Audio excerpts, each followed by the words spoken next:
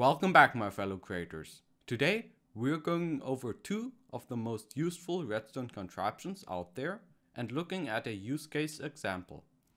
I just wanted to point out that the ladder contraption isn't my design, but a modification of Bully24's, and I'll link him in the description down below. So check him out, he makes great content. Now let's get right into it. The contraptions in question are a minecart loading and a minecart unloading station that complement each other perfectly and are faster than normal at 10 items per second and 20 items per second respectively. If we look at the loader, we can see that it is quite small, coming in at a mere 3 by 3 by 3 blocks.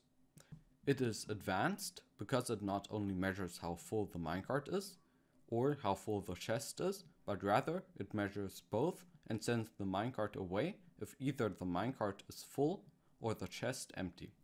If you want to, you can also change how full the minecart must be to send it away in an add-on that I'll show later on.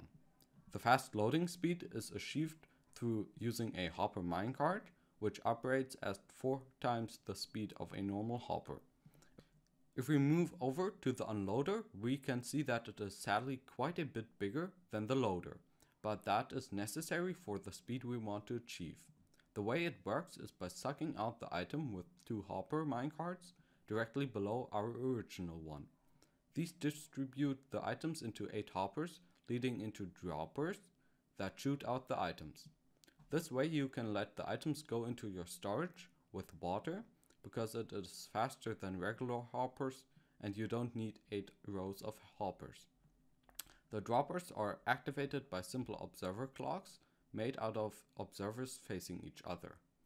They are deactivated by pulling out the observer with a sticky piston. Now that we know how they basically function, let us take a look at a use case scenario. One of the most useful redstone inventions in survival is of course the super smelter, which speeds up smelting by quite a bit and makes life much easier. And the loader and unloader we saw before are perfect for building one. Here I only have one that has 16 Fahrenheit, but this can be expanded quite a bit if you want. In contrast to my other super smelter, this one has a chest as the input and therefore a bigger cache. This is good if you want to smelt more than a chest worth of items. The cold distribution system on this one is also configured in a way that every furnace has exactly the same amount. This is done by ripping out the part that sends the minecart away when the chest is empty, and instead of sending the minecart when it is full, we send it when it has more than half a stack of items.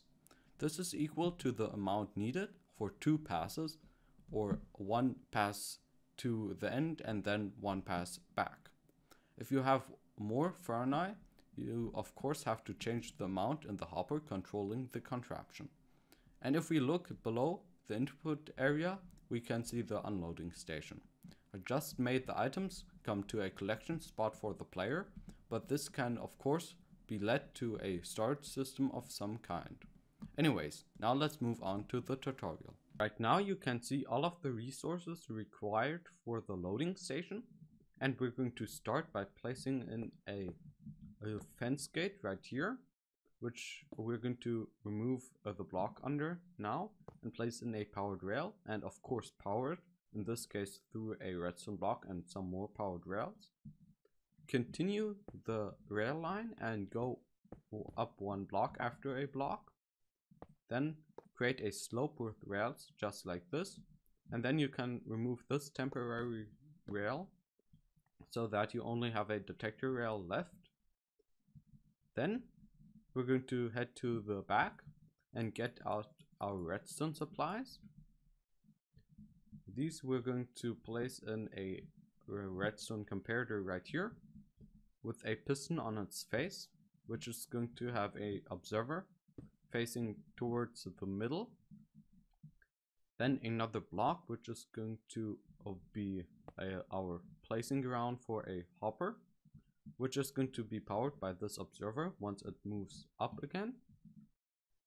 We also want to power it with another comparator, this time reading the detector rail and in turn the minecart.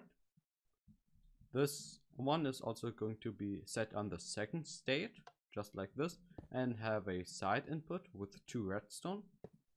The last redstone is going to be powered by a redstone block, so that the one inputting is only at 14, at a level strength of 14. And after that we just want to detect the changes in this hopper with 2 observers facing into the fence gate. And after that we can get our minecarts just like this and try it out. So let us just try out 6 stacks, and I'm just going to have it like this for now. It is now loading, as you can see right here, and once it is full, this one will turn on for a brief moment, as you could see right there, and it will be launched because the hopper will be powered. And then we can just empty it and then continue by placing in a rail right here, and we can see that it will unload further, and this time this one goes out, which makes this observer go up and power the hopper, changing its state and therefore opening the fence gate for a brief second. Now let's move on to the unloading station. You can see all of the items required for the unloading station in my inventory right now, and these 2 slots are only temporary, so you can have them back if you want afterwards. And we're going to start by going up from our platform, which is, by the way, 8 by 2, and then placing in a grid of hoppers facing down in the middle. So this has to be a 4 by 2, just like this, and they all have to face straight down. And then we're going to place in our hopper minecarts, and this is quite easy. We just want to do something like this. So place in 4 chests, then 2 temporary rails, and then place in our hopper minecarts, remove the rails, and then go up in the middle and push them into the corners just like this. And then we can just remove the chests, and we don't need them afterwards, so you can store them. Afterwards we're going to extend this rail line, so 2 normal ones, and then just let concrete powder fall onto the minecarts 2 times and place in powered rails on top of that. But for the next block we're going to need something else, because we can't just let it fall. We have to use a temporary piston and a redstone block, pushing a slab down, as you can see right here. Then we need to remove the piston and then the power, just like this. And now we're going to create something very similar to the loading station by just getting our detector rail and placing it in a slope just like that. And then you have to finally put in a block right there. Now I'm going to get out the redstone, which you could see before. And I forgot something, because we have to have our fence gates just before the slope as at the loading station. So just do that for a moment, like that is perfect. After that we're going to come behind this block and place in a redstone comparator, going into a redstone lamp, and then just 4 observers going into a sticky piston with a observer on its face, which should be here and not in this position, just for your information.